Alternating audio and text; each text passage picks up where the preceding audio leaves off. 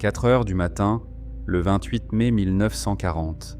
Sur les eaux noires du Rombaksfjord, une file de barcasses avance vers la rive nord. À bord, les légionnaires de la 13e demi-brigade de marche de la Légion étrangère. Devant eux, dans la clarté sale du jour polaire qui ne se couche jamais tout à fait, les pentes tenues par les chasseurs de montagne du général Dietl. Depuis le 9 avril, ces Allemands tiennent Narvik. Jusqu'à cette nuit, personne n'a réussi à les en déloger. L'eau du fjord est à quelques degrés au-dessus de zéro. Un homme qui bascule par-dessus bord ne remonte pas. Les moteurs tournent au ralenti pour tuer le bruit. Sur la rive d'en face, les premières rafales d'armes automatiques ouvrent des gerbes blanches autour des embarcations. Derrière la ligne des légionnaires, les canons des croiseurs britanniques ouvrent le feu par-dessus leur tête. Les obus passent en sifflant et frappent à la crête. La première vague touche les rochers. Les hommes sautent dans l'eau jusqu'à la ceinture, l'arme tenue à bout de bras au-dessus de la tête et se plaquent contre la paroi. Il n'y a pas de plage, il y a de la roche mouillée, de la neige grise, et au-dessus, à flanc de montagne, des positions d'où le feu descend. Les premiers légionnaires tombent dans le ressac, les autres montent. En face, les chasseurs de montagne allemands sont des soldats d'élite. Ils tiennent le terrain depuis 7 semaines. Ils ont repoussé les Norvégiens, ils ont vu les débarquements alliés échouer les uns après les autres. Ce matin, ils regardent une nouvelle vague sortir du fjord sous un uniforme qu'ils ne connaissent pas, avec un calot qu'ils n'ont jamais croisé sur ce front. Ces hommes qui remontent la pente sous les balles, dans l'eau glacée, à l'autre bout de l'Europe, ne se battent pour aucun pays qui soit le leur. La plupart n'ont plus de pays du tout. Et dans les heures qui suivent, ils vont donner aux Alliés la première victoire terrestre de toute la guerre. Abonnez-vous. Ce qui a mené ces hommes jusqu'à ce fjord n'est écrit dans aucun manuel scolaire. Il faut revenir en arrière. Au début de l'année 1940, la 13e demi-brigade n'existe pas encore. Elle est créée le 27 mars, à la hâte pour une guerre qui n'aura pas lieu. Le plan initial est d'envoyer des troupes françaises en Finlande, aider les Finlandais contre l'Union soviétique. On cherche des volontaires capables de se battre dans le froid, en montagne, loin de tout. On les prend là où on les trouve, dans les rangs de la Légion étrangère. La demi-brigade rassemble 2 bataillons, des hommes venus de partout, des républicains espagnols qui ont franchi les Pyrénées 1 an plus tôt, l'armée de leur guerre perdue derrière eux, des Allemands qui se battent contre l'Allemagne, des Polonais, des Russes blancs, des Italiens, des Européens de l'Est dont on ne vérifie ni le nom ni le passé. À la Légion, on ne demande pas d'où vient un homme. On regarde ce qu'il fait. Le chef de corps s'appelle le lieutenant-colonel Magrin-Verneret. Officier dur, marqué au feu, blessé plus de fois qu'il ne compte. Parmi ses cadres, un capitaine au nom qui ne colle pas à un régiment français, Dimitri Amilakvari. Prince géorgien, exilé après l'écrasement de son pays par les soviétiques, entré à la Légion parce qu'il ne lui restait que cela. À Narvik, il commande une compagnie. 2 ans plus tard, il tombera à El Alamein sous le même uniforme. Ce qui lie ces hommes n'est pas la naissance. À la Légion, on devient français par le sang versé, pas par l'état civil. Un républicain espagnol qui vient de perdre sa guerre trouve ici une autre ligne à tenir. Un Allemand anti-nazi trouve une arme à retourner contre le régime qui l'a chassé. Aucun d'eux ne rentrera chez lui si la France perd. Ils n'ont pour beaucoup plus de chez eux du tout. Cela fait des soldats qui ne calculent pas leur peine. La paix finlandaise est signée avant que la demi-brigade n'embarque. La guerre pour laquelle on l'a levée s'achève sans elle. On la garde sous la main. Et quand l'Allemagne envahit la Norvège en avril, on sait enfin où l'envoyer. Narvik n'est pas une ville comme une autre. C'est un port au-dessus du cercle polaire, au fond d'un fjord, relié par une seule voie ferrée aux mines de fer suédoises de Kiruna. Par ce port transite le minerai qui alimente l'acier allemand. Sans ce faire, les usines du Reich ralentissent. Hitler le sait. C'est pourquoi il a envoyé Dietl et ses chasseurs de montagne s'en emparer dès le premier jour de l'invasion. Le 9 avril, 10 destroyers allemands remontent le fjord dans le brouillard et débarquent les chasseurs de Dietl dans le port. La surprise est totale, mais la mer, ici, appartient aux Britanniques. Le 10 avril, une flottille de la Royal Navy force l'entrée du fjord et engage les navires allemands au canon et à la torpille. Les deux camps y laissent des bâtiments. 3 jours plus tard, le 13 avril, le cuirassé Warspite revient, escorté de 9 destroyers, et achève le travail. La totalité de la flottille allemande de Narvik est envoyée par le fond. Dietl se retrouve isolé au bout de son fjord, sans un navire pour repartir. Il lui reste ses chasseurs de montagne et les équipages des navires perdus, près de 2000 marins qu'il rhabille en fantassins et met en ligne. Coupé de l'arrière, sans espoir de renfort par la mer, il fait ce que font ses hommes, il tient le terrain et il attend. Au-dessus du cercle polaire, à la fin du printemps, le soleil ne se couche plus. La lumière dure 24 heures. Elle interdit toute attaque de nuit, toute approche masquée par l'obscurité. Le froid tombe encore la nuit, la neige tient sur les hauteurs, et le moindre mouvement se voit à des kilomètres. C'est le terrain que les Alliés doivent reprendre, et Dietl le connaît mieux qu'eux. Les Alliés décident de reprendre Narvik. Le corps expéditionnaire est un assemblage, français, britannique, norvégien, polonais. Le commandement terrestre revient au général Bétoir. Sous ses ordres, des chasseurs alpins français, la demi-brigade de la Légion, la brigade polonaise de Podal, des bataillons norvégiens qui se battent chez eux, et l'appui des canons de la Royal Navy depuis le fjord. La reprise du port sera l'affaire de cette coalition. Le fer de lance, ce matin du 28 mai, ce sont les légionnaires. Les premières tentatives, en avril et début mai, butent sur le terrain. Attaqués de front, à travers la neige et la roche, contre des chasseurs de montagne accrochés aux hauteurs, coûtent des hommes pour quelques mètres. Bétoir tire la leçon. Puisque la mer appartient aux Alliés, c'est par la mer qu'il frappera, là où Dietl ne peut pas tenir partout à la fois. Le 13 mai, il joue son premier coup à Bjervik, un village au fond d'un bras de fjord, à 13 km au nord de Narvik. Dans la nuit, les légionnaires de la 13e demi-brigade passent d'un transport de troupes à des chalands d'assaut et des vedettes de la Royal Navy. À minuit, le cuirassé Resolution, les croiseurs Effingham et Vindictive et 5 destroyers ouvrent le feu sur les défenses allemandes. C'est la première fois de la guerre qu'une opération amphibie de cette ampleur se monte sous le feu ennemi. Les chalands touchent la grève de Bjervik pendant que les obus labourent encore les positions au-dessus. Les légionnaires débarquent, prennent pied, montent. Ils enlèvent le camp allemand d'Elvegortsmoen, un dépôt et une caserne qui commandent le secteur, et rejettent l'arrière-garde de Dietl hors du village. Bjervik tombe. Pour la première fois, les hommes de la demi-brigade ont conduit un assaut amphibie de bout en bout, et il a réussi. Bjervik n'est pas Narvik, mais Bjervik ouvre la porte. Les Alliés tiennent désormais la rive nord du grand fjord. De là, Bétoir peut monter son vrai coup, franchir le Rombaksfjord et tomber sur Narvik par le nord-est, sur le flanc que Dietl garde le moins. Ce sera pour la fin du mois. Dans la nuit du 27 au 28 mai, l'opération se met en route. Les légionnaires embarquent sur des chalands de débarquement. Les Norvégiens appuient. Les Polonais, eux, poussent au sud vers Hankens et Beisfjord pour fixer l'ennemi et l'empêcher de renforcer le point de rupture. La Royal Navy amène ses navires au plus près et règle ses pièces sur les hauteurs. Ce plan tient sur la coalition. La brigade polonaise de Podal, formée d'hommes qui ont fui leur pays écrasé 7 mois plus tôt, se bat au sud avec la même rage que les légionnaires au nord. Eux non plus n'ont plus de patrie à retrouver, seulement une guerre à continuer. Les bataillons norvégiens, sur leur propre sol, connaissent chaque repli du terrain.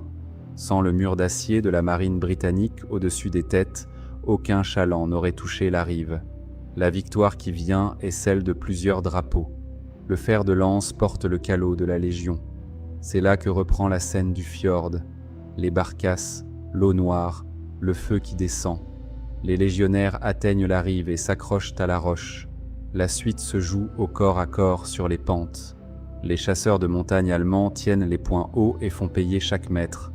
Les légionnaires montent par petits groupes, d'un rocher à l'autre, appuyés par les tirs de la marine qui écrasent les crêtes au-dessus d'eux. Le combat n'a pas de ligne nette. Il y a des poches, des retours de feu, des positions prises puis reprises. Amilakvari mène sa compagnie sur la hauteur. Les Norvégiens progressent à leur flanc. Le nombre de chalands est trop faible pour tout passer d'un coup. La première vague doit tenir seule le temps que les embarcations retraversent le fjord et ramènent le reste. Pendant ce battement, les légionnaires déjà à terre encaissent les contre-attaques allemandes lancées des pentes. Dietle comprend que le vrai coup vient du nord, et il jette ce qu'il peut sur la tête de pont. Les hommes accrochés à la roche ne cèdent pas le terrain gagné. Quand la deuxième vague débarque et monte à son tour, le rapport de force bascule. En quelques heures, le verrou nord cède. Vers midi, les légionnaires entrent dans Narvik. Les derniers défenseurs se replient le long de la voie ferrée, vers l'est, vers la frontière suédoise. Dietle recule. Ce que 3 nations n'avaient pas réussi en 7 semaines s'est fait en une matinée. Le port est repris, c'est, au sens strict du terme, la première victoire terrestre des Alliés dans cette guerre. Depuis septembre 1939, partout où l'armée allemande a frappé, elle a gagné. La Pologne écrasée en 5 semaines, le Danemark pris en 1 jour, les Pays-Bas et la Belgique en train de céder. À Narvik, pour la première fois, des soldats alliés arrachent une position à la Wehrmacht et la tiennent. Ces soldats portent le calot vert et rouge de la Légion étrangère. L'enjeu n'était pas qu'un point sur la carte. Narvik, c'était le fer suédois qui, par ce port, remontait vers les hauts fourneaux allemands. Priver le Reich de cette route, c'était s'attaquer à l'acier de ses canons et de ses chars. En reprenant le port et en repoussant Dietle vers la frontière, les Alliés tenaient, pour quelques jours, le robinet du fer entre leurs mains. Sur le papier, c'était l'un des coups les plus utiles qu'on pouvait porter à l'Allemagne au printemps 40. Abonnez-vous à la chaîne, car cette victoire, personne à Paris n'aura le temps d'en parler. Le problème n'est pas à Narvik, il est à 2000 km de là. Pendant que les légionnaires prennent le port, la France se disloque. L'offensive allemande à l'ouest, lancée le 10 mai, a percé à Sedan. Les blindés allemands foncent vers la Manche. En quelques jours, la question n'est plus de savoir si les Alliés tiendront la Norvège. Elle est de savoir si la France elle-même tiendra. Le calcul stratégique change du tout au tout. Chaque homme, chaque canon, chaque navire engagé au-dessus du cercle polaire manque désespérément sur le front de France. Londres et Paris prennent la décision qui vide la victoire de son sens, évacuer la Norvège. Abandonner Narvik quelques jours après l'avoir conquise. Sur le terrain, l'ironie est brutale. Dietle et ses chasseurs, chassés du port, refluent le long de la voie ferrée vers la frontière suédoise. Ils sont au bout de leur corde. Coupés de la mer depuis avril, ils ne survivent plus que parce que la Luftwaffe parvient à leur larguer des vivres et des cartouches comptées. Leurs positions se réduisent à une bande étroite adossée à la Suède neutre, où un soldat qui passe la frontière est désarmé et interné pour le reste de la guerre. Encore une poussée alliée, et la garnison de Narvik n'avait plus que ce choix, la reddition ou l'internement. Les légionnaires le sentent, ils tiennent l'ennemi à la gorge, et l'ordre qui arrive n'est pas d'achever. L'ordre est de partir. L'évacuation commence dans le plus grand secret. Il faut décrocher sans que Dietle comprenne que la place se vide, sinon il contre-attaque et transforme le rembarquement en désastre. Les positions sont tenues jusqu'au dernier moment, les feux entretenus pour faire croire à une présence. Puis, par vagues, dans la nuit permanente qui n'en est pas une, les hommes redescendent vers les navires. Le 7 juin, les derniers éléments alliés quittent la région de Narvik. Les légionnaires rembarquent. Ils laissent derrière eux un port qu'ils ont payé de leur sang, une victoire dont la carte de l'Europe ne gardera aucune trace, et leur mort en terre norvégienne. La demi-brigade a perdu 7 officiers, 5 sous-officiers et 55 légionnaires. Des hommes sans pays tombés pour un port qu'on abandonne le lendemain. Ce qu'ils ne savent pas encore, c'est où les mène le bateau. Une partie d'entre eux rentre vers une France qui, 2 semaines plus tard, demande l'armistice. Le pays pour lequel ils viennent de se battre cesse le combat. Pour ces légionnaires, la question devient simple et terrible. Et maintenant, sous quel drapeau ? C'est ici que l'histoire de Narvik cesse d'être celle d'une bataille perdue de vue et devient autre chose. Ramenée en Grande-Bretagne après la Norvège, la demi-brigade se trouve, fin juin, devant un choix que peu d'unités françaises ont eu à trancher aussi net. Rentrer en France, désormais sous l'armistice, ou rester et continuer la guerre sous un général presque inconnu qui appelle de Londres, le général de Gaulle. On réunit les hommes, on leur demande À peu près la moitié choisit de rester et de se battre. Pour des soldats sans pays, l'appel n'était pas celui d'une nation à défendre, mais d'un combat à ne pas lâcher. Beaucoup de ces hommes refusent l'armistice. Le lieutenant-colonel Magrin-Verneret passe à la France libre. Il y prend un nom de guerre pour protéger sa famille restée en zone occupée, Montclar. Sous ce nom, il commandera encore, en Afrique, au Levant, et bien plus tard en Corée. Le capitaine Amilak Vari, le prince géorgien, refuse lui aussi. Il reste à la Légion, à la 13e demi-brigade, qui devient l'un des premiers grands corps de la France libre. La route qui les y mène passe par tous les fronts oubliés de ces années-là. Une tentative sur Dakar, à l'automne 40, qui tourne court. Puis l'Afrique orientale, où la demi-brigade combat en Érythrée contre les Italiens et entre dans le port de Massawa au printemps 41.